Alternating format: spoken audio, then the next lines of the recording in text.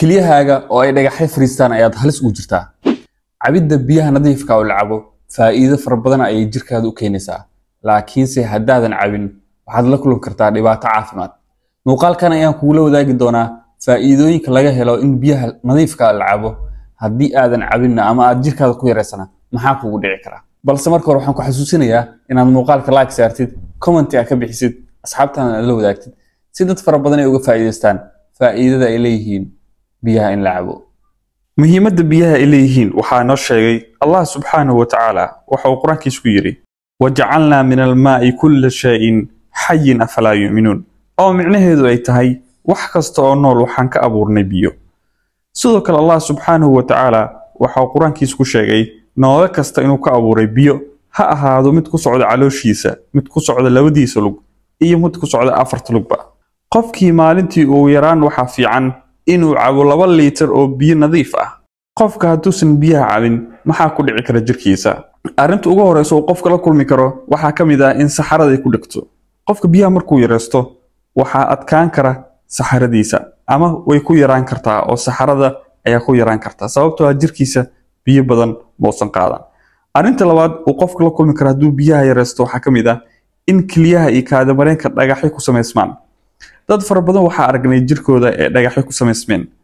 dhibaatooyin kale ha jiraan ama sababo kale ha jirto laakiin mararka qaar biyaha oo yari qofku waxay ku sababi karaan in kaliyihiisa ay dhagaxyo ku sameysmaan.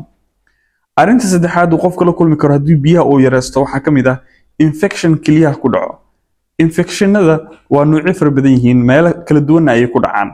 midka kaliyaha ku dhaca mararka qaar waxaa laga yaabaa inay sababaan qofka biyaha oo ku yar ama sabab kale haddii jirtay biyaha way nadiifin lahaayeen laakiin biyihi maadaama ay ku yar yihiin waxaa sababi kara ama ay sababi kartaa arrintaasi in infection uu ku dhaco ama caabuq.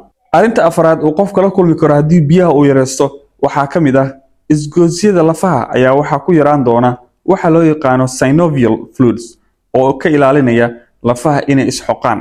synovial fluidska waxa ay ilaaliyaan in lafaha ay isgaaraan ama isxoqaan laakiin markii ay qaleel noqdaan waa markii ay jirkaaga biyaha ku yar yihiin. taasoo micnaheedu tahay haddii biyaha ay yareysato lafahaagana halis ayay ku jiraan. waa halis runtii. biyaha uu qofka cabayo maxaa uu ka faa'iidayaa? intaas aan hore u soo sheegay waxay ahayn dhibaatada ka dhalan karta qofka haddii uusan cabin biyaha ama uu jirkiisa ay ku yar yihiinba aan sidaas aan dhahno. sidoo kale maxaa faa'iido ay leedahay qofka biyaha hadduu cabo maalintii? qofka biyaha fara badan cabo wuxuu ka faa'iidayaa in unugyadiisa si sahlan u qaataan nafaqada.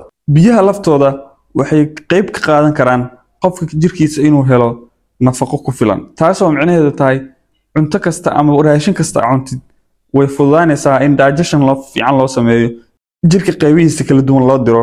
sidoo kalena faa'iidada cunto kasta oo cunto jirkaaga way kala gaaraysaa oo biyo kala qaado ayaa jirkaada ku jiro. sidoo kale waxaad ka faa'iideysaa biyaha fara badan oo cabtid in cudurro fara badan oo dheefshiidka ku dhaco ee biyahaas dartood ay kaaga baaqsadaan. biyo fara badan oo la cabo waxay ka hortagi karaan dheefshiidka dhibaato ku dhacda. arrinta saddexaad oo qofka ka faa'iidi karo waxaa ka mid ah waxa ay yareynayaan dhagxaanta ku samaysmi kara kaliyaha iyo infection ku dhaca kaliyaha. sida hore u sheegnay faa'iido darada waxaa ka mid ah in dhagaxyo iyo infection kaliyaha ku samaysmaan.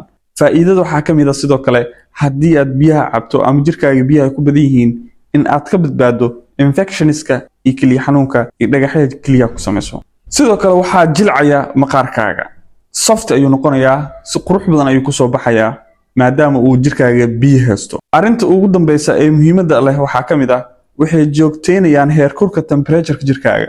biyaha waxay joogto ka dhigayaan ama mar allaala meesha aad joogtid waa ay la jaan qaadayaan jirkaaga oo meel kuleyl ah haddaad joogtid oo biyo jirkaaga ku jiraan waad u adkeysan kartaa.